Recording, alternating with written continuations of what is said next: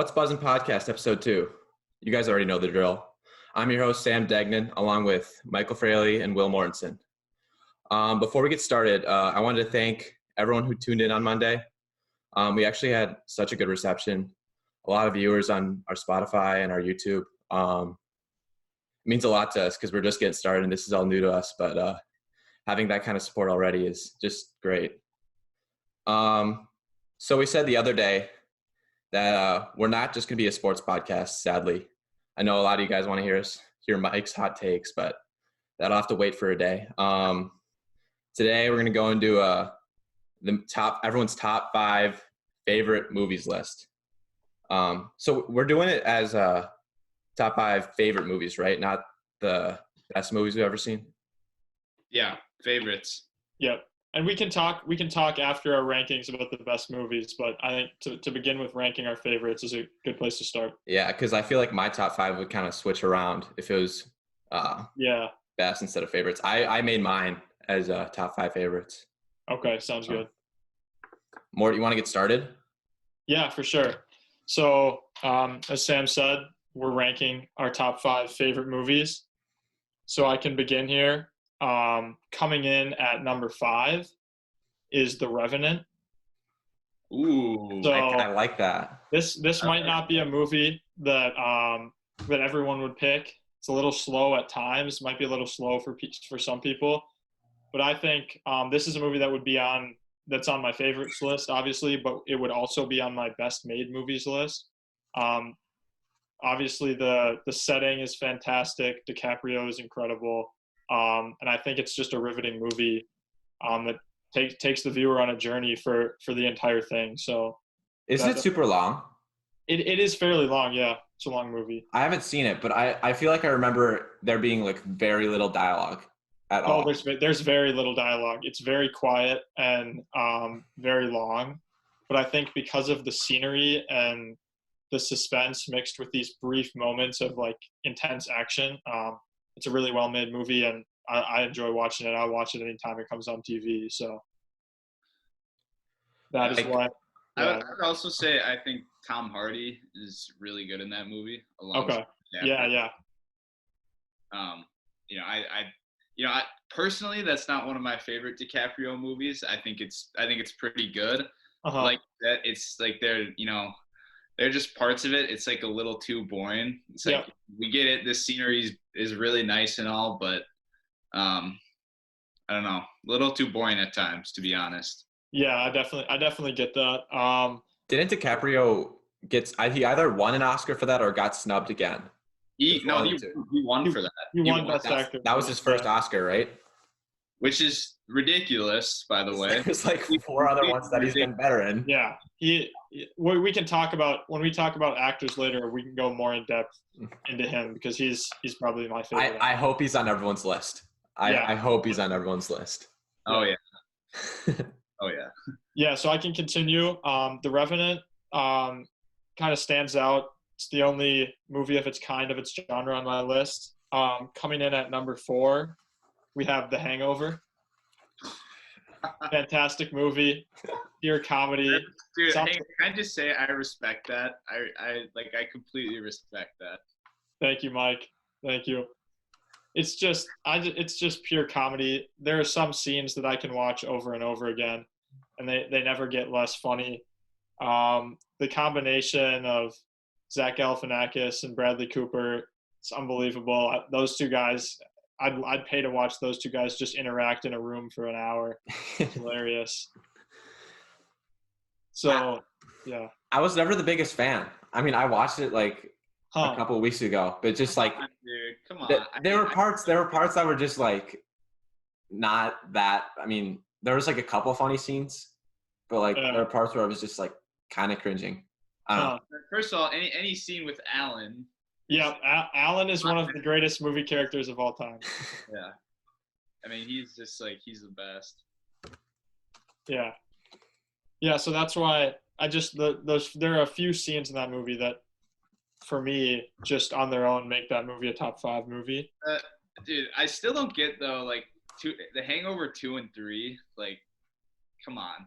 Wait, there I know we're going to be talking about series or sequels later in the week, I think, and Yeah. we can get into that then. But yeah, I'm with you, Mike. The first one is kind of a different in a category of its own. I had no clue there was a second or third. I only thought there was the first. Yeah. The other two are not good. Don't bother. They're just worse. Okay. Yeah, so The Hangover's at number 4. Coming in at number 3 for me, the only sports movie on my list is Moneyball. That's so good. That's such a good movie. I love that movie. Yeah, so I really like Brad Pitt. I think he's fabulous in that movie. It's tough for me as a Minnesota Twins fan to watch the Twins end that crazy A's run that year, but I still think overall it's just a fantastic movie. Jonah Hill is also really good in that movie. Yeah, he's brilliant. And it was also just like a weird performance for him because like he wasn't in a lot of dramas. I still think of him as a comedy actor. You know what I mean? But he still absolutely nailed that like jittery tech guy at the A's front office. Played that role really well. I will campaign for Jonah Hill to be in like any good movie. I think he could be in like so much more serious roles. He's super underrated. He's a really versatile actor. Yeah. Like, have you guys ever seen? I know it's not a serious movie at all, but have you seen This Is the End? I've heard of it. I think I've seen it maybe once or twice.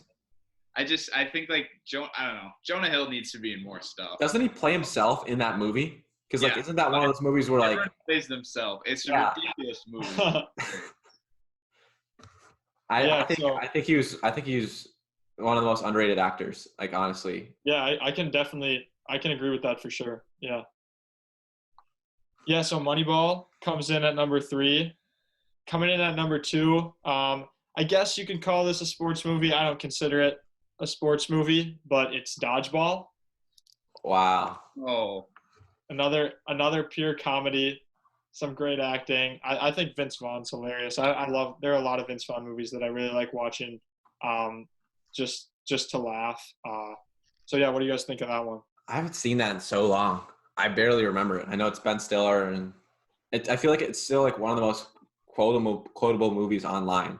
Yeah. From what I've seen like on Twitter and stuff. But I haven't seen it in a while. Yeah, I haven't either. From what I remember, I thought it was pretty good. You know, I thought it was like a little, because I know like all comedies like that are like slightly cliche.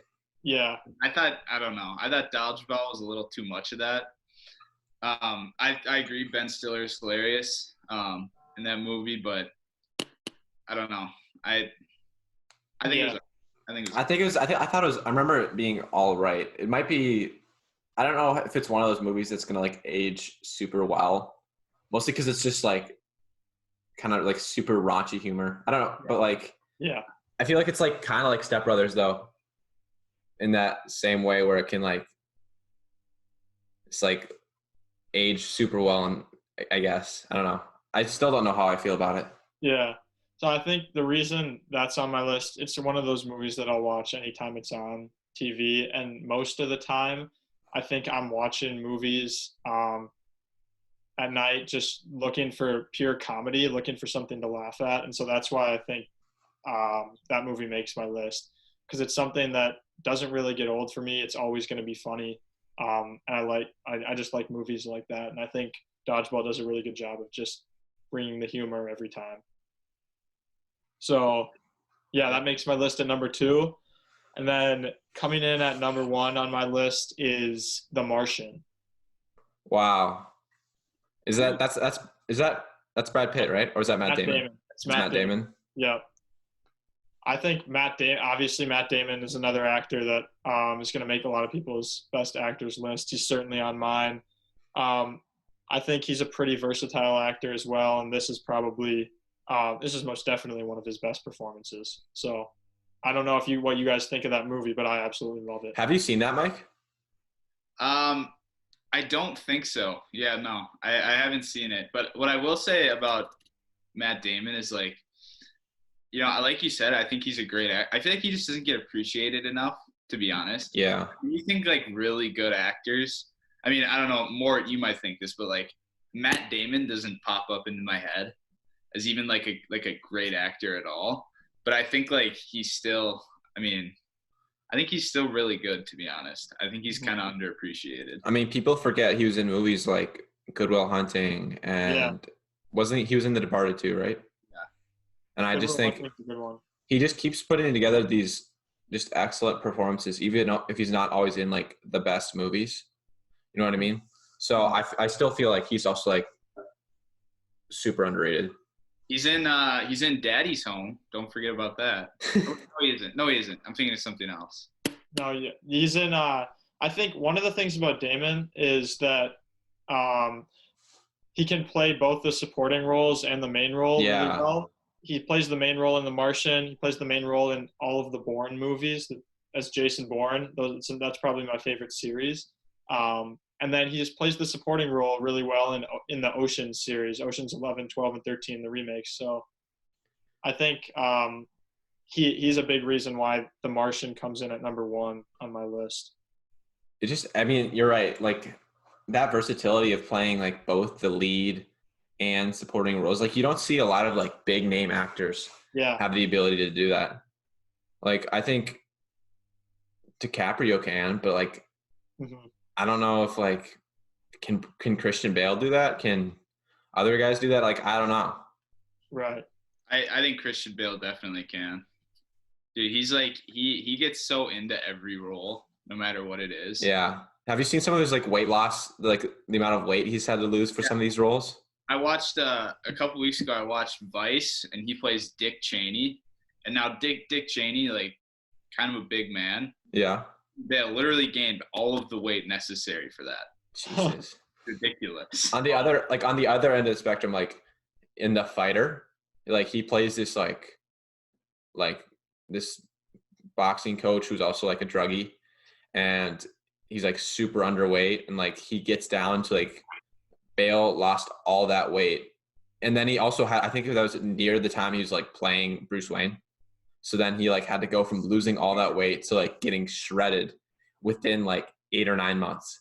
Dude, he actually like in the first Batman Begins, he's like kind of fat. He's like a little bit fat in the beginning. Really? He said that I saw somewhere that he said people called him Fat Man on set.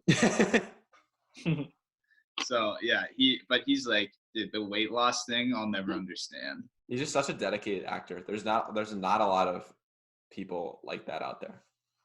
Yeah. All right, Mike, let's hear your top 5. Yeah, Mike, I want to hear this. All right. Well, number 5, Degnan, I know we've discussed this one before, but I actually have Up. Wow. Oh my goodness. I have Up. Now, Mike, yes, in my notes for today, I was looking at movie lists and all this, and there was only one movie that I labeled as terrible, and that was Up. Are you serious? I'm serious. I found Up to just be a horrible movie. I found it to be such a letdown when I watched it. Dude, my God, are you serious, Mark? First of all, I'm greatly offended at that revelation, but look, here's the thing. So this list obviously is favorite movies, right? It's not like the best or the well-made, right? Well made, or else Up wouldn't be anywhere near the top. Well, it'd be close, but it's one of the best. Like, it would be close, but it wouldn't be in my top 5. But something about Up, I think there's one scene where with the old guy Carl, where his wife dies in the beginning. You know, it's like the montage. It's one of the saddest Pixar movie moments of all time. I was like in 3rd grade watching that for the first time. I don't think I've ever cried more at a movie, to be honest. Like I have no problem admitting it. It's like it's probably the saddest thing I've ever seen in a movie. Wow. But other than that, you know, like 3rd grade me, I thought all the characters in that movie were like just the best. Like whether it's Russell, Doug, Kevin the bird, even Carl the old man. I think they were just the funniest thing to me. And like I will always appreciate Up, to be honest. It's so well made. There's so many points where they're just I even call it cinematic perfection. not like the first 10 minutes, I think, are in that montage is just there's no dialogue, and yet almost like 75% of like the theater when I was there was like moved to tears. Like it's like widely regarded as like one of the saddest scenes in like any film ever. And there's also just like great moments like the chocolate with Russell and Kevin, and then like the chase at the end and the hot air balloon stuff. And I I think, think I sorry, go ahead. no, I lost my train of thought. What were you gonna say? Well, I think to me, like the overall message of the movie, which is about the spirit of adventure and like growing older and losing the spirit of adventure. I think to me, that's like, on a very personal level for a second, it's going to get very personal. That's to me, that's like growing older. Like that's one of the saddest things, like losing the spirit of adventure, or like, stuff just doesn't hit the same anymore. And I think like watching Up and seeing how like Carl, that happens to him, but then like he regains it through the journey of the movie. Like a little sappy, but that always hits. That message always hits for me. And it's also like there's also a great lesson with the movie about like adjusting expectations, right? Because for all of Carl's life, and I'll get into this more during my top 5 because spoiler alert, it's in my top 5 too. Oh dear. It's teaches a great lesson about adjusting your expectations in life, because Carl has this expectation throughout that he's going to go to the falls with Ellie and it's going to go be the storybook ending. But when that's like immediately shot down due to Ellie's illness at the beginning, like Carl stays resilient and he like still finds a way to be positive. And I think near the end, when Carl's losing hope, right? They just lost the house. They lost Kevin. It's just Russell. He like hates Russell now. He goes back through and reads that book, and then he sees like Ellie added all this stuff, and then the score kicks in of that like somber song that's like iconic to the movie. It's just Already getting me in my feels. I know, but it's just like it teaches a great lesson about resiliency and Now, yeah. You know what I mean? Now, Mort, though, I want to hear more about why you don't like this movie, because I'm very puzzled. I'm very puzzled. I mean, I get that's not your top 5, but the fact that you think it's trash, like that's kind of far enough. So I watched this movie a long time ago. I haven't, obviously, since I didn't like it, I haven't watched it again since. But I just remember finding, I actually don't remember the first scene that you guys are talking about standing out as much. Oh my gosh. Maybe it's because I'm not remembering it correctly. I'm sure it's a really moving scene, but I don't remember it that well, and I don't remember the plot, the entire plot. And Degnan, you mentioned the hot air balloon scene. I remember that being a scene that kind of let me down. It seemed less engaging than it could have been to me. I was never that engaged with the entire movie. And I don't love movies generally that are animated in that way.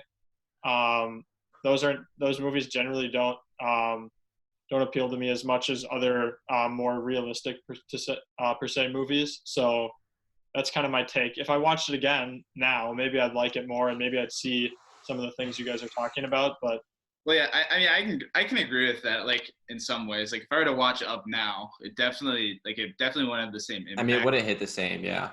Like, not even close, since I'm 18 now, and like it, all that like spirit of adventure stuff. It still might be sad, but it wouldn't hit the same. Yeah. The reason I bring it up though is just like Jardy said, like the way it impacted me when I was in like 3rd grade watching it. Right. And I don't know. I mean, it is. I guess all Pixar movies are kind of outlandish, but like Up, I mean, it's one of the most ridiculous premises. It's a very ridiculous premise. I mean, the 80-year-old guy takes in his walker, like flies off in his house with just a bunch of balloons on top, and flies across the world in like a day. Yeah. But I feel like Mort, if it's in both of our top 5s, it's worth a rewatch for you. I think you're right. I think I should definitely go back and watch it because I'm probably giving it less credit, far less credit than it deserves. So yeah, we spent a lot of time on that one movie for Mike. So let's hear what else you got. Yeah. I'm passionate about that movie, man. I love it. It holds a special place in my heart. We like the passion. All right, so number 4, this might be actually no, this is not a hot take. Number 4, I have Hell or High Water. Okay. Degnan, I know you might have that too. I'm sorry, but Mike's just stealing my movies. Like, I don't not stealing your understand. movies. I know that Okay. Degnan's definitely gonna have something to say about that. So, to be honest, I think this movie is the perfect modern day Western. I think, so you have like, there's so many scenes where it's just like countryside. It's like classic Western. It's like the countryside, that old guitar music. I think visuals are beautiful. But to me, the way it really sticks out is the relationship between the main two characters, the brother relationship. I think there are a lot of scenes that, it's where they're like the older one, Tanner, like picking on his little brother. And then the way they eventually like have to, they're in it together. And I think the scenes, the bank robbery scenes, the action is fantastic for kind of a much smaller scale. Like they're robbing Texas Midlands banks, which are pretty small. So yeah, those are pretty much my main reasons. It's a much lesser known movie. Yeah. And a lot of people listening to this probably might not have ever even heard of it. I actually haven't seen it, so like I would highly recommend it. It's not too long either. I think it's like an hour and 40 minutes. Mm-hmm. But like we were introduced to this movie like at a similar time. Like Zach Slavitt introduced us to this movie, and this is on my top 5 too. Spoiler alert again, but I think it's just such. The thing that makes this movie unique is that there's not a central villain, mostly because you have 2 story arcs that get like basically equal attention with both Toby and then like the Sheriff Hamilton or whatever his name is, Jeff Bridges' character. Fantastic role, by the way. Yeah, I mean the performances are great. Chris Pine is great. Jeff Bridges was great, and then the 2 supporting characters for each of them were also great. I think it's just so interesting because there's not a wasted scene in this movie. Like each scene propels the movie forward and like lets us know something new about these characters. I think just the juxtaposition between Chris Pine's character and Jeff Bridges' character is just so interesting to follow throughout. And also like the ending's like super ambiguous, and I'm glad they didn't like take a side at the end. For those who've seen it, it's such a good movie, and I'm really a big fan of it. I think another thing it does perfectly is it I won't spoil the end, but it builds through dialogue perfectly. Mm-hmm. I think a lot of movies, they just and it's more of a show don't tell movie. Exactly. Yeah. And I think to me that's what makes something so much better, because when you have like 2 characters sitting in a room just talking to each other for 20 minutes, like here's everything about me, here's everything about you. I think that's bad writing, to be honest. Yeah. Movies that can show instead of just, telling me. I think those are so much better. And Hell or High Water does that perfectly. Yeah. Something I noticed while watching this movie is that like what we learn about the 2 brothers is mostly done through our inferences as like the viewer. Like they give us like a little bit to like nibble on, so to speak, but from there you're basically like making inferences about their characters and their backgrounds. And it's just like, I think it's like you said, Mike, like good writing shows the reader who these characters are rather than telling them. Yeah. That's a good point. Yeah. All right. So number 3, I actually have a movie that came out this year. This might be a bit of a hot take. I have 1917 at number 3. Huh. Have either of you guys seen this? I have not seen it. I have not seen it. I've heard you talk about it a lot though. So, a lot of people who see this movie, or like a lot of reviews you'll see online, they'll say like the cinematography and the visuals are insane because it's like the one it's like the never ending shot movie, Mm-hmm. and like, so it's like, yeah, visuals are great, but like the movie, the characters are bad.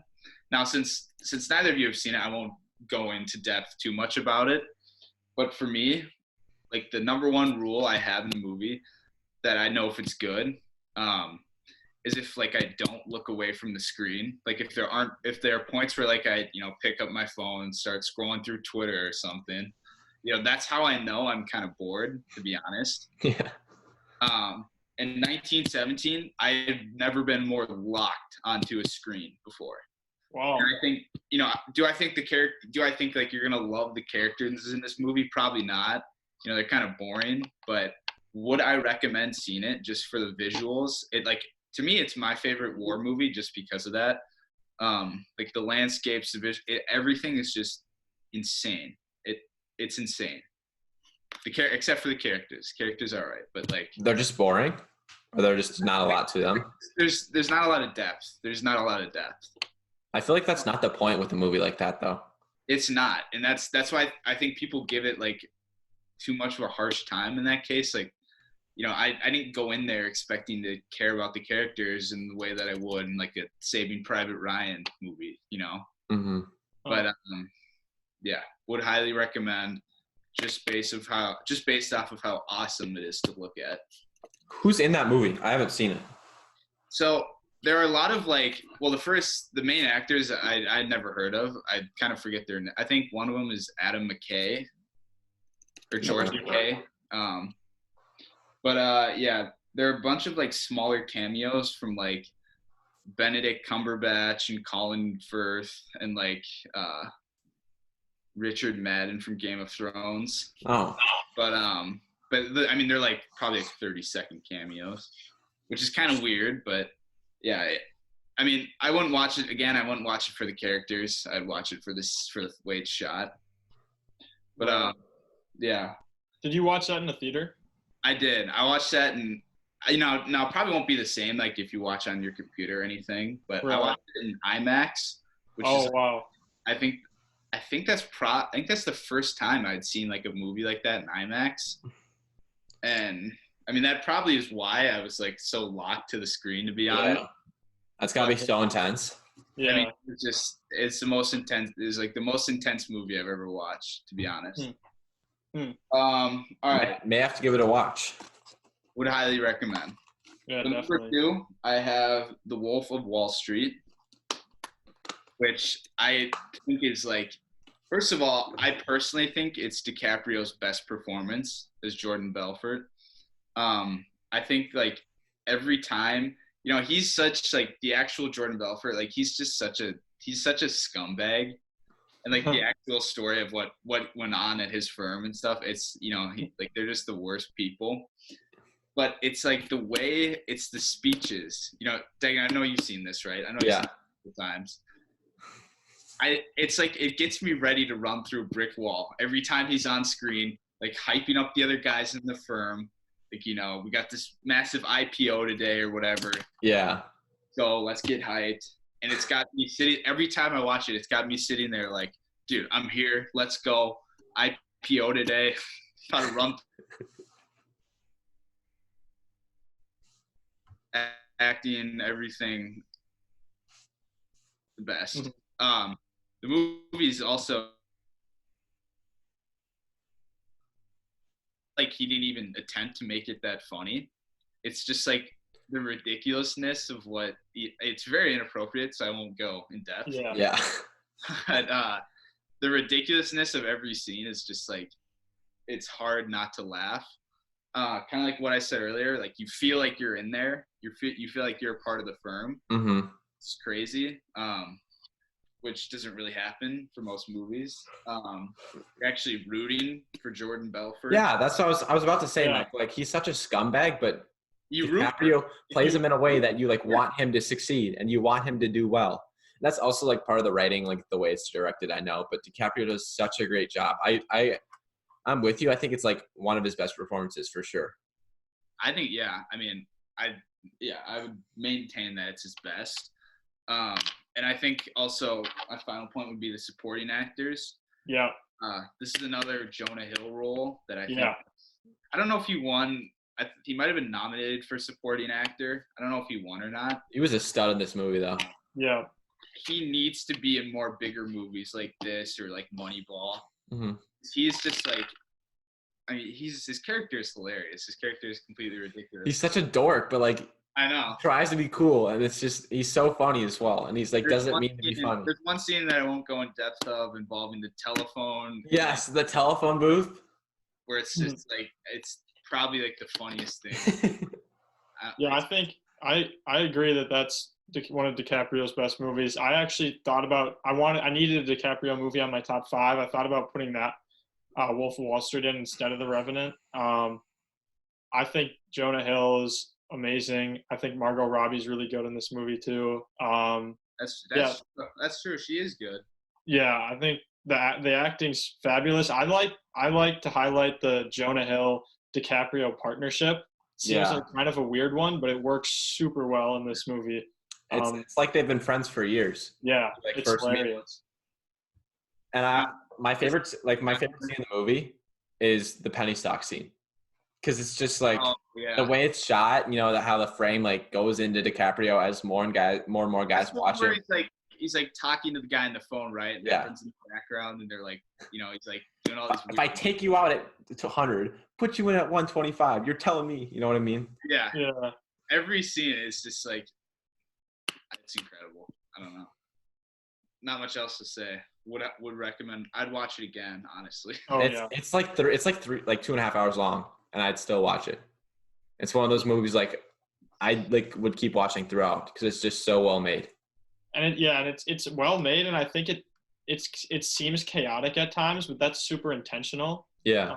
I think it does a really good job of representing kind of the chaos of the industry, and the chaos that exists is definitely supposed to be there. Well, yeah, like literally the first scene, it's like they're throwing the midget into the car. Like that's the first scene of the movie. It's completely ridiculous. But yeah. Also, McConaughey, real quick. McConaughey in that movie, he's only in it for like the first 20 minutes, but I still think it's like one of his best performances. And there's a reason why I have McConaughey on my top actors list. I don't know. They should have had him in there. Like, I know it's not really a part of Jordan Belfort's story, but like they should have had him in there. Yeah, he should have been a bigger part. You know what I mean? He was so great in that one scene at lunch. At the lunch table. Yeah. Mm-hmm. With the chest pound. Yeah. I think like a large part of that was actually improvised. I know. That's just a testament to how good those guys are. Like how do you improvise that? I don't know. Ridiculous. All right, but so yeah, Wolf of Wall Street #2. #1, I think this is pretty obvious answer. It's The Dark Knight for me. Any category of anything best about a movie, I'm putting The Dark Knight. Like best made movie, favorite movie to rewatch. It's every time it's The Dark Knight. And the #1 reason the reason I actually wrote down is just Heath Ledger. It's about that simple. Yeah. I think his acting, personally, I think it's the best performance I've ever seen from anyone, on literally any level. Mm-hmm. I think I love how ambiguous the Joker is as a villain. A lot of people look at him and say like, oh, well, he has like no character depth, or he has like, and literally the only time you hear about his backstory is it's a line. It's like referring to a truck of soldiers getting blown up. That's the only thing people have about his backstory. Well, then also like we'll go into this more on Friday when we do our rewatch of The Dark Knight. But that scene where there's multiple scenes where he's like, you want to know how I got these scars? And like, yeah, it's scary. But when he goes into his backstory, he tells 2 different stories to 2 different people, which means like, what are you supposed to believe? And, like, that's what makes him scary. Like, that's the scariest part of that whole scene is like, this guy's crazy. You like have no clue who he is. Yeah. He's just like best villain of maybe, I think him. Personally, I'm a huge fan of Thanos. I think Thanos is a great villain in general. But I think he's in a category of his own for like best movie villain. Mm-hmm. And I'm not a Dark Knight or Batman aficionado like you two are, but I think I I agree with you that he's in that category of best villain for the exact reason that Degnan you mentioned. He's just so hard to kind of get a grip on and understand, and you don't know much about the background like you guys were talking about. Yeah. And I think that kind of like that persona that he has, where it's supposed to be like, can I relate to this person, or like, how does this person interact with the hero of the movie? I think the way that that relationship is complicated makes the movie a super compelling watch. Mm-hmm. Yeah. I'm excited for our rewatch on Friday. That's gonna be a lot of fun. Yeah. No, it's so good. I think I've seen it 6 times. No joke. 6 times. But yeah, some other points which I won't go in depth on too much. You know, I think the supporting cast in general, like Christian Bale's in that movie, who, you know, I won't spoil my actors list, but like, come on. He's one of my favorites. I think he's one of the best actors out there. He's in that movie, and like, not that you don't realize it, but he doesn't like, I think he's the best Batman, to be honest. But he doesn't like, I know, Sam, you can attest to this. He doesn't like stand out, right? You know what I mean? I mean, because he's like competing against Heath Ledger. Yeah. Like directly, and like. I still think he does a great job as Batman. Yeah, he still holds his own. Yeah. And Michael Caine as well. Aaron Eckhart, who plays Harvey Dent. He was really good. I wish I've seen him in more big time movies. Yeah, I just haven't. But yeah, the supporting, the action scenes, which we'll go in depth on. Gary Oldman too. Gary Oldman's great. Gary Oldman as well. And then just the fact that, to me, like I said with 1917, if the movie's never boring to me, I never look away. That's The Dark Knight. That's like the best way I can describe The Dark Knight. It's like I will never look away from the screen, and there's insane character depth. Yeah. Or lack of with the Joker. Yeah, or lack of. But yeah. I respect that top 5, Mike. I mean, we all knew what was coming at number 1, but still, yeah. I think we share. We actually, so there's 2 of the same movies I have with yours, Mike. Well, hang on. So speaking of top 5s, right? You know, I think last week we promised our 80 listeners that we'd be coming out with a new segment for this podcast. I think the perfect way to start it off, which is called Mike's Ridiculous Rankings, by the way. The perfect way to start it off, since we're talking about movies today, is to talk about snacks and our favorite snacks. Now, I love snacks. I think many of you would know who I am. You can attest to that. I could talk about snacks for an entire podcast episode, but Who says we won't? Who says we won't, Mike? Who says we won't? But yeah. So throw a curveball. So what we're gonna do is, I don't know if these other guys, I think you guys said you don't have lists, but you have like favorites. I know what I like, Mike. But I also know what I don't like. So if I hear some liquor on your list, Mike, I'm gonna be pissed. So I'll hit you with my top 5 snacks first. All right. So, this is a little basic too, but snacks are snacks. Good ones are good. Number 1, I have Cheez-Its. Oh, yes. Now, fair play. Great snack, Mike. Anyone listening from the Lake baseball team the past couple of years would know that I'm a big Cheez-It guy. I think Cheez-Its, I think they're like goldfish. I love goldfish too. I think they're goldfish on another level. That's about the best way I can describe them. I also think white cheddar Cheez-Its are kind of underrated too, to be honest. You ever had the Cheez-It duos, like the Parmesan and cheddar one? I have. Those are my I don't know if I like those as much, to be honest, but yeah, I like the white cheddar ones a lot. Regular Cheez-Its, very versatile. Bring them anywhere.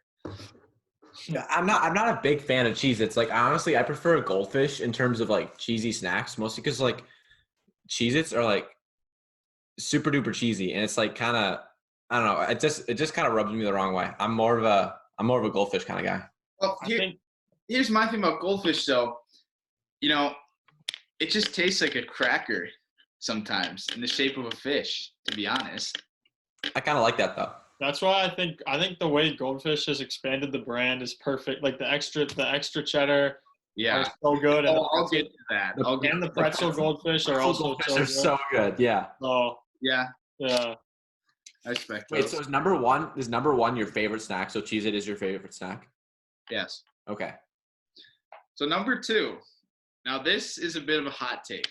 Yeah, I don't even know if it classifies as a snack really. I'm putting it anyway. My number 2 spot is cold leftover pizza.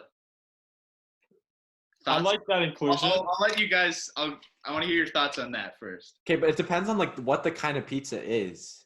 You know what I mean? Because if it's like I don't know, like Devani's, like I love Devon's. I'm not a big Devani's guy, but like Not you. it depends on the brand of pizza. You know what I mean? Well, Yeah. yeah. I mean, like, I know you love Domino's. I kind of hate Domino's. I think Domino's cheese is kind of gross. Mm-hmm. Just my opinion, but I'd agree. I'm more of a Luce kind of guy. But why do you like the cold leftover pizza, Mike? Well, obviously pizza is pretty good, just in general. There's never really like bad pizza. I mean, Domino's is pretty close, but Oh, okay, Mike. Calm down, buddy. Domino's is pretty close, but Pizza Hut's not great either. But Pizza is so terrible. all pizza is good in general, and like sometimes it's about just like not being able to resist pizza in the fridge. Like if I open the fridge looking for a little snacky snack, Yeah, that's true. and I see a slice of pizza in there, like I'm gonna take it, and it's gonna be good because it's pizza. I know what you mean, Mike. Mike, it's like Thursday night football for you. Like it's football, it's on TV. You're gonna watch it. Watch it. That is an elite point right there. That's so true. It's on. I'm watching it. Is it the best? Not necessarily. He'll take what he can get. He'll take what he can get. So, number 2. Number 3, I have.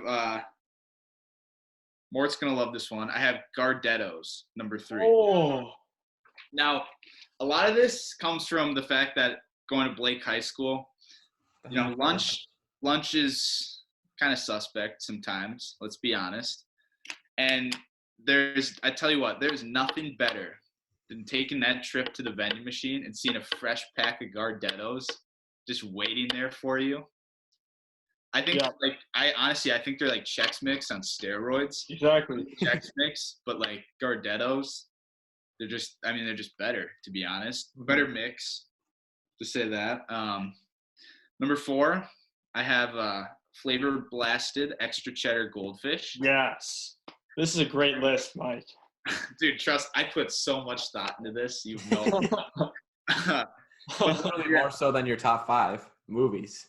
Dude, it's close. It's close, probably. But yeah. So flavor blasted goldfish, extra cheddar.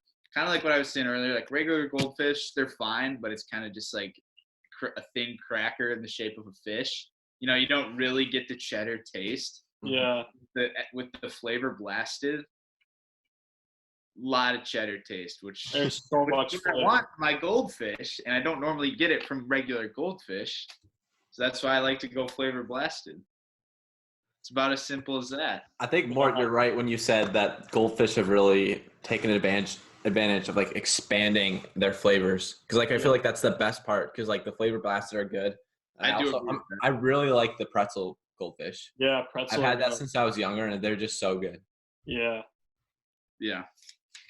That kind of leads me into my 5th one, which is just regular pretzels. Dots. Specifically Dots. Oh my god. Dots. Dots are the best snack. I would say all pretzels, but Dots. I mean, Dots just hit. I can't really describe it in any other way. Dots just hit different. Mike, what's your opinion on Snyder's and Handover? Mine or Mike's? Or both of you guys? Mike, I'll have you start with that one. They're just the regular pretzels. I mean, yeah, they're good. The regular ones, yeah, they're all good. I'm not a big fan of Dots. I've never really liked Dots. Wow. Dude, I don't know. Yeah, I think Degnan Snyder's. I think they're good. I think dots are dangerous though, because like once you open the bag and start eating them, like that bag is gonna be gone. You're not gonna be able to put them down. That sounds true. I can resist the Snyder's. I might have to try dots again. I haven't tried them in a while. Yeah, dots are definitely a top snack for me. All right. I know But you yeah, got some snacks to talk about. yeah. Now that everyone's about to run out and get their snacks, let's should we go to Degnan's movie rankings? Yeah, I think we should go to that. I don't have any more snacks, bro. Like, Yeah, honestly, it's just like pretzels, and you covered yeah, that, Mike. So, all yeah. right, let me get into my top five. These are full of hot takes. Actually, let me start with my honorable mentions. I'll just say a couple things. Shutter Island came out, I think, in 2010. There's a mind-blowing twist that I didn't know going in, and if you haven't seen it, please don't look at spoilers. Please don't look at spoilers. I really enjoyed the movie. Again, DiCaprio is so great in this movie. Mark Ruffalo too is actually a standout, mostly on the second rewatch, just because of the way the movie went. It was super well shot, and there's so many little details in the movie that you notice on a second watching or a second viewing. Yeah. So I really enjoy this movie. It was very close to cracking my top five. Mike, I know you love this movie too. This came out in 2019. Jojo Rabbit, one of it's actually Taika Waititi's best movie so far. It's just a beautiful movie, just like the color dynamic as well as just like the way it's shot, and the performances are all great. Like the child actors too were also like really good. Like they're all super likable, which again is like it's hard, especially with child actors. But Scarlett Johansson is great. Totally deserved that nomination she got. She's unbelievable. Yeah, she's really good. Yeah, and That one scene, I know you know what I'm talking about. The one scene though, there's one scene in that movie that just like, I won't spoil it, but is it sad? you don't remember it? I think you know what I'm talking about. Yeah. Relates to Scarlett Johansson. Yes, bro. That shook me, bro. Yeah, same. It's a must watch. It's like a really hopeful movie, but at the same time, like, you know, it takes place like Poland, I think, in World War II. Yeah, So it gets your hopes up, and it like brings it back down with like. and it makes us like a young Nazi. Like the main character is a young Nazi, and he slowly becomes a better person. But it was such a good movie. Taika's hilarious as the imaginative Hitler in the movie. It's a ridiculous premise, but again, it works so well. And it's just a really nice and sweet movie that gets you emotional. He needs to direct more stuff, and I know he's going to, movie, which like I would watch easily. Yeah, but yeah. Okay, right. My third honorable mention, Infinity War. Mike, I know you're a huge fan of this movie as well. Yes. Basically, the culmination of 10 years of Marvel movies. It somehow gives every character a moment in the movie, and it's doesn't feel like ever too chaotic or overwhelming. Pacing's great. It puts characters in like these groups that like creates really interesting dynamics. It's pretty funny too. It's hilarious. It's one of the funniest for sure. And then the twist at the end is amazing, and then it's truly the Empire Strikes Back of our generation. I agree with that. So all these so now that I get into my top five, I could do all these on like its own like rewatch pod, and I actually want to at some point.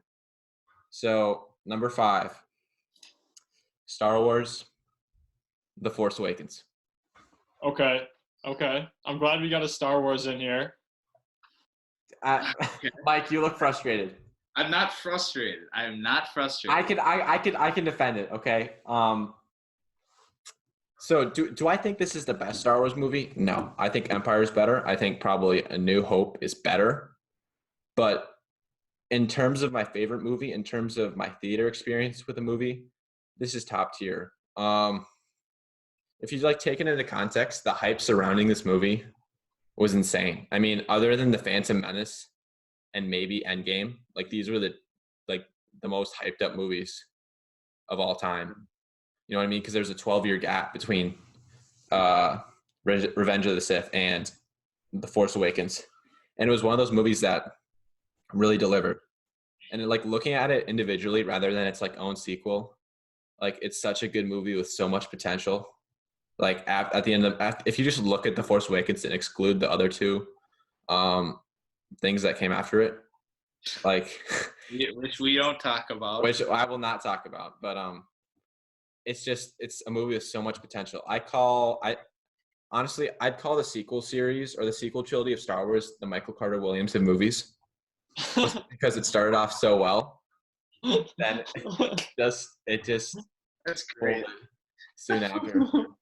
He only had like a quadruple double in his first game. I know. And then it started off so well. Like he went head to head against LeBron, D Wade, and Bosh, like all in their prime. Yeah. And now he can't get minutes on the Bulls. So I think he's out of the league. He's in Magic, actually. He's like yeah. The backup. Like he doesn't either play. Way, who cares? But yeah. It's a hilarious comparison. I think all the characters are just super interesting. Poe and Finn, their banter was great. Kyle is like such an interesting character. Like even from the first scene, like he comes out with his like shredded lightsaber with like the hilt and like this like the lightsaber like ends on the hilt, and then he like force freezes a bullet and Poe at the same time. And then also like Rey was also just like super interesting character, and like the twist of her being force sensitive was great. And there's just so many great moments in this movie, like the Falcon fight, Han's death, and then Rey like grabbing the lightsaber out of midair, which is all just like great. And I don't know, the theater experience I had with the movie, just like there's so much excitement when I saw it, and I saw it with my family, and it was just like one of my fondest memories I've ever had in a theater. So it gets to the top 5 for me. But I would agree with that. Like I'm not the biggest Star Wars guy, which I said before, but like I watched this. I remember this came out in when we were in 8th grade. Yeah. And that, I mean, I agree. Like the theater experience was something else. Yeah, and there's just so much excitement, and it was also like a really funny movie too. Like the way they set up all the characters in the beginning was great, I think. Yeah, there's so much potential. Like they could have gone down so many different routes with Rey and Finn and whatever. I really liked it. Number 4, Guardians of the Galaxy Volume 1. I am a big fan of this movie. You guys don't even know how close I was to picking Volume 2 over this one, Mike. Like when I was talking about some hot takes, like I honestly love Volume 2 just as much. Really? But I chose Volume 1. Other than Iron Man, this like Guardians of the Galaxy movie was so instrumental to like establishing the legitimacy of the MCU. Because at that time, like they had some, like the MCU was like coming off like some tough films. Like they just had like Thor 2, Iron Man 3, not top tier. But then they pulled off this Space Odyssey. Oh, it's just drama. The most ridiculous thing. It's like starring a raccoon in a tree. Yeah. And they pulled it off, made a bunch of lovable characters. Chris Pratt is hilarious, and he's like just such a heartfelt like dork who's like such a loser that we turned to love. I personally think it's the funniest MCU movie. Yeah, there's so many just hilarious lines and Mort, have you ever seen it? Yeah, I've never been. I mean, Dagnan knows this. I'm not like a huge Marvel guy, but Guardians of the Galaxy is probably like a favorite movie of my family. So I've seen it. Chris Pratt is not exactly what I would have expected from the beginning. Yeah, but I think, like you said, he does a really good job in the movie. The music is also just like so iconic because it's just like it fits it fits the movie so well, and James Gunn does a great job directing, and it's also like, again, surprisingly heartfelt. Yeah. Like, with Groot, and then the ending dance off, and it's just ridiculous, but it works so well. It's hard to explain, but I really enjoy this movie. It's probably my favorite MCU movie. Yeah. Okay, number 3. Let's see, where is it? Okay, Superbad. Ooh. Ooh, I like that. I love this movie. I think it's the most iconic comedy of our era. Came out like when we were like, it was like 2009, 2010. Again, Jonah Hill, surprise. So much love for Jonah Hill in this podcast. This is just the Jonah Hill pod. I mean, yeah, he's so funny in this movie. Michael Cera who's like the other guy. He plays like the same kind of character in like each one of his movies, but like he's still funny, and he's still like this dork that you root for. All the McLovin scenes are just hilarious. Bill Hader and Seth Rogen are just so funny. There's never a dry scene in this movie. I agree with that. And it's just like, it's also got like a sweet message where it's just like, be who you are, don't try and be someone else. And it just like has like dueling arcs with the two friends. I don't know. I think it's just, the movie hits different every single time. It's hilarious, and I love it. What I like about it too, though, it's like, it's not one of those cliche comedies. No, it's different, and it works. Yeah. Like I feel like most comedies you see it, they're just like, they have some cliche message or scene by the end, super bad. Just like, no, it's just funny. Yeah, and like the way it goes about proving like its message is so like raunchy and obscene. If you've seen the movie, you know what I'm talking about. But like, it just like, it doesn't go to the cliche. It goes straight for what it's going for, and it lands it. And I really like this movie a lot. Okay, number 2, Hell or High Water. So Mike and I both share this movie. I love this movie. Chris Pine is great, and this is such a great actor. Honestly underrated, doesn't get enough love. This was such a good movie for him. There's so much like unexplored backstory with like Toby and his brother that we don't get to learn about, yet he like is able to convey it all in his acting and his facial expressions and his dialogue. And I think it's just, he's such a great actor. And then also Jeff Bridges. Like I had not seen that many Jeff Bridges films. Like I haven't seen The Big Lebowski yet, but that's a movie I want to see too. I think, but like he was so good in this movie, right? Because he turns this like racist cop into a guy we like, who's going against our main character. You know what I mean? Like the way he's written, and also his performances, and you can see him develop and become more understanding of his partner, who I'm forgetting the name of. Oh yeah, I am too. He was A, right? I can look it up later, but he was just such a great job. And I kind of talked about this earlier, but this movie doesn't have a central villain, again, which is like unique, because like not many movies have that. There's not a direct antagonist. There's two protagonists that are going against each other, and this movie is talking about the paths they take to confront one another. And like you said, it's a unique take on the modern Western, Mike, and I think it's just perfectly sticks the landing. Yeah, could not agree more. All right, Degman. Last one. Up. Number one. Wow. I love this movie. This movie. All right, that's enough pod for today. No. I'm serious. Like this movie is. Yeah. Like you talked about how this movie like doesn't hit the same when you're older, and I just have to flat out disagree. This movie. No. Wait. Let me phrase that. I'm saying if I'd watch it again today for the first time, it would not hit the same. For the first time, it would not hit. I still think it hits. I still think it hits today.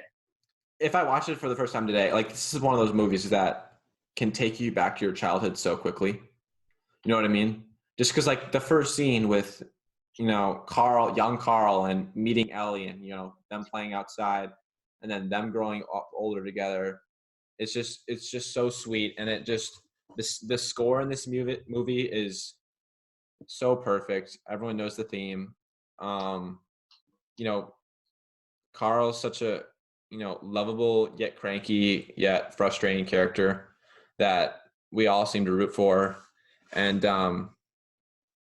Doug, Kevin, what's the little kid's name? I forget his name. Russell. It's just a great cast of characters. And I know we've already talked about this, but this is just a movie. It's just, I love it so much. Yeah, I agree. Not number one for me, but I agree. You have to rewatch this movie. I will. I'm hearing you guys talk about this. Like, I'm realizing I can't possibly like go off this pod like after hearing all this and not rewatch the movie. So I just rewatch it. Calling this movie trash is just like a direct shot to my heart because I love this movie so much. It's blasphemous, is what it is. We'll see what I say after I rewatch then. We'll see if it's different. But Dagnan, you brought. I'm glad you made some space for some honorable mentions, and I'm just now realizing that I made a shocking mistake by forgetting about Miracle on Ice. Oh, really? That's one of the all-time greats, in my opinion. I've watched that movie more than any other movie, so it would be. That is a great movie. I will agree with that. It would be an absolute tragedy if I did not bring that up at some point during this movie podcast. Also, a couple other kind of dark horses or honorable mentions. The Blind Side. Yes, fantastic. Sandra Bullock's really good. I love The Blind Side. Then there's a movie that came out that I watched in a theater recently this year. It's a documentary called Just Mercy. Michael B. Jordan is in it. Michael B. Jordan, in my opinion, is an absolutely fantastic actor. He's great in Creed. So I would definitely recommend watching Just Mercy as well. And then the last one that I just feel like we have to bring up is The Hunger Games. I think the first one is very, very good. You might not expect me to like it, Mike, but I think the first Hunger Games is really good. I watched it the other night. It's really? still so good. Yeah. Well, yeah, I see. Like, I think teen movies like that and Divergent, they always kind of like, for me. Yeah, I didn't like. This isn't really a teen movie though. Like, yeah, no, that's what I'm saying. Like, well, I think the book it's supposed to be. Yeah. For the target audience. Mm-hmm. But like, I would agree, dude. The Hunger Games, like. Yeah. Like when the original Hunger Games starts, like the countdown, that's like actually pretty tense. It is, yeah. And I put the Hunger Games and Divergent in the same category as well. And I know we can get into this later when we talk about series, but those are two series that just get worse as they go on, in my opinion. Yeah. So, you guys, I assume you guys probably read The Maze Runner, right? Yeah, I'm not. Maze Runner. I like The Maze Runner. I like the book better. I do too. The first movie's really good, I think, though. Yeah. I don't know. I agree, though. Hunger Games, it's pretty good. Yeah. Do any of you guys? So should we, Mike, do you have any like honorable mentions, or should we talk about some actors? Or actually, yeah, I do. I think I'll stick with one. So the first one I would give you would be Whiplash. I've not seen that. Oh, Morton, you gotta. That was so close to my top 5. J.K. Simmons, Miles Teller. Now I think this is a very basic movie. I would say, it's like an hour and a half. I mean, not basic, but like, there aren't a ton of there aren't a ton of characters, right, outside the main two. Yeah, I mean, it's very contained. Yeah, contained. That's more what I mean. But like, I can only imagine what being a band student and watching this. It's probably to me, it's super stressful. It's also hilarious too. J.K. Simmons is Fletcher, kind of I don't know if I guess you would say he's the antagonist. Oh yeah, he is. But I mean, it's just so for whoever doesn't know, it's Miles Teller playing a drummer, trying to make it big as a musician. And he gets into his school, and J.K. Simmons' character is his conductor.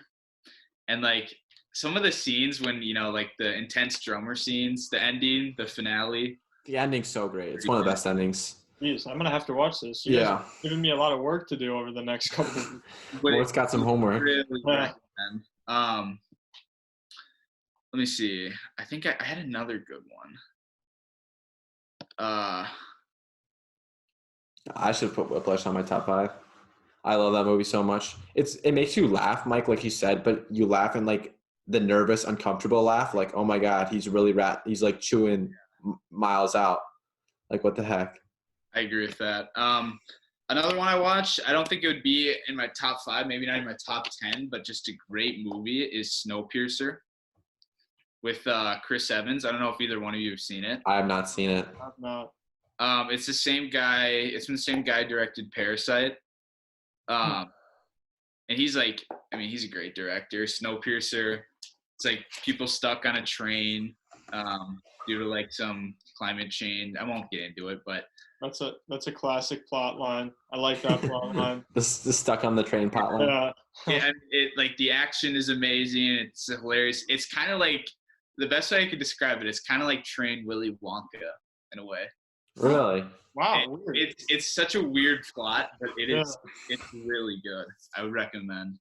All right, we're running kind of short on time. Let's get into everyone's 3 favorite actors, kind of rapid fire, real quick. Mike, let's have you start. All right. So number 1, I think this man is far and away the greatest actor of all time. It's DiCaprio, easily. Just some of my favorites, my favorite roles: Django Unchained, Wolf of Wall Street, obviously. Anything he's in, The Departed too, another one to talk about. Anything he's in, he steals the show automatically. That's probably the best way I can describe him. Like he can literally do any role as well. Like he played in Django Unchained. He plays like just the worst character, just like the worst person ever, and a slave owner. That's why I think he's that's his best performance, because he's the ability to. That character is so despicable, and he was willing to go to such great lengths to become that character, which like must have been so uncomfortable for him. Yet he did it so believably, and I thought that was by far his best performance. More like you said, The Revenant. Mm-hmm. His acting in that is amazing. I think he deserved the Oscar for that, even though I don't think it's his best. But Once Upon a Time in Hollywood, I think he's pretty good in that. Shutter Island 2. Pretty much Titanic, he's pretty good. Departed, like anything he's in, I will watch. It's about simple for me. Mm-hmm. So yeah. And then number 2, I have Christian Bale. I think basically the same thing as DiCaprio, except I think DiCaprio is just a little better. Christian Bale can do anything. Like if I were to direct a movie, I would want these 2 guys above anyone else. Like they're on another level. Christian Bale, I love him as Batman. Fantastic Batman. He's still underrated, like to this day. I feel like he is. He's just. I also don't think he's done enough. He's been in enough like great movies, like super well known movies as well. Oh, I almost forgot It's one of my like movies I like to rewatch a lot. American Psycho from 2000. I think it's such a weird movie. I would say it's one of his top 3 roles of all time. Would recommend if you get the chance. But yeah. Not seen it. Heard good things though. Yeah, even like I recently watched Vice and The Big Short. Neither of which I didn't like either one of them that much. I thought they were both okay. But him in both of I think he's the best part of both of those movies. Mike, you should watch The Fighter with him and Mark Wahlberg. I probably will. All right, the third, Mike. The third one I had, and this is actually not entirely movie related, But the third one I had is Bryan Cranston from mainly Breaking Bad, which I know we're talking about movies today, but like when I think he's in a lot of great movies. But like Breaking Bad to me is far and away the best show, and I just think it's the best show ever, honestly. Won't really go into that, but yeah. Another pod topic, I guess. Best TV shows. Yeah, maybe right. Some point down the line. What movies has Cranston been in? So he's in a lot of he's not in a lot of I guess bigger movies, I would say. He was in Argo in 2012, which I don't think I've seen. That's pretty good. Yeah. From what I've heard. I haven't seen it. But he's in Contagion from 2010, which is actually pretty relevant to our current situation. But it's kind of I watched it a couple weeks ago too, and it's not like a scary movie, but it's just scary and how relevant it is. Yeah. But yeah, that's pretty good. He's in a movie called Trumbo, which is I've only heard of. I've never seen it, but yeah. So he's not in the biggest movies, but he's still fantastic, I think. That's a solid top 3. Yeah, that's good. I don't know a ton about Bryan Cranston, but obviously it's a good list. Yeah. I'll go. So right. DiCaprio obviously is going to be on my list. I think he's my number 1 too. Same movies. Catch Me If You Can too. He's really good in. I think that's a good movie. Tom Hanks is also in Catch Me If You Can, and he's fantastic, and he also makes my list. Wow. Captain Phillips. Yeah. Great in. He displays his trauma so believably, and he's just a fantastic actor. Sully, he's good in as well. The Toy Story movies, again, they're classics, but he transforms into Woody so well. And also Forrest Gump too. Forrest Gump's just great. It's such a good movie. We should rewatch that. I love that movie a lot. Yeah, that is good. And then lastly, McConaughey. And that's it's kind of a hot take, I guess, because he's not been in a bunch of great movies, but Dallas Buyers Club, I love that movie so much. It's such a good movie. I highly recommend it that you watch it. Jared Leto's also fantastic in that movie as well. But and then also this one scene in Wolf of Wall Street was so great. And then Interstellar, which I haven't seen, but I've heard really good things about that. I'm just a huge fan, and I can't wait to see what else he does. So those are my top 3. My brother would be happy to hear you say McConaughey. He practically worships McConaughey. So. He's also such a badass too, just in life. He really is. The Lexus commercials, I think, and then he's teaching at Texas University. Yeah, UT. Yeah. Texas football games. I see all the videos of him at football games and stuff. He's just sick. McConaughey coming in to give the pregame speech. Oh my God, I get so fired up. I'd run through a wall. Yeah. He's had to have done that before. I think he has a couple times. Mart, let's hear it. All right. So I've got DiCaprio at number 1, as you guys do. Sorry to viewers, we're not getting a ton of variety at number 1 here. Well, but I would argue it's not really a debate. Yeah, that's a testament to how good he is consistently, and how versatile he is as an actor. Like you said, he can play so many different roles in different movies, different types of movies. So there's not much more to be said for him that we haven't already covered today. Number 2, this is going to be a little bit different, a little bit of a sleeper pick, Kevin Costner. I really like Kevin Costner. Draft Day is one of my favorite movies. Really good movie I would recommend for people who haven't seen it. Coast Guard, also excellent. So I think he's just a fabulous actor as well, and fits into that top tier of actors that we've been talking about today. He's super underrated. I haven't seen him in a lot of stuff recently, but I think he's just solid all the way around, in my opinion. Yeah. And then I number 3 is tough. There are a lot of people I could put there. I'm going to put Matt Damon just because I love the Bourne series so much. I like the role he plays in the Ocean's movies as well. Obviously, I mentioned The Martian earlier, so I think Damon can play the supporting role. He can play the main role, and that's why he's going to be at number 3. It's tough to pick him. I think Michael B. Jordan. He's going to continue to be a great actor. He's been in Creed and Just Mercy, but obviously he's got a lot more to do in the future. So I think Michael B. Jordan is definitely an actor that will end up being one of the best. Yeah, he's gonna. Yeah. I think you're right. He's definitely one of those actors who's gonna keep getting better, keep doing more roles. Dude, him as Killmonger, like one of the best villains. Yeah, he's definitely top tier for that. Yeah, I think he's just a fantastic actor. So I'd love to keep watching movies that he's in. And then Jennifer Lawrence from The Hunger Games. I think that's such a good performance that she has to be an honorable mention. So yeah, that's my list. I think those are all good lists, to be honest.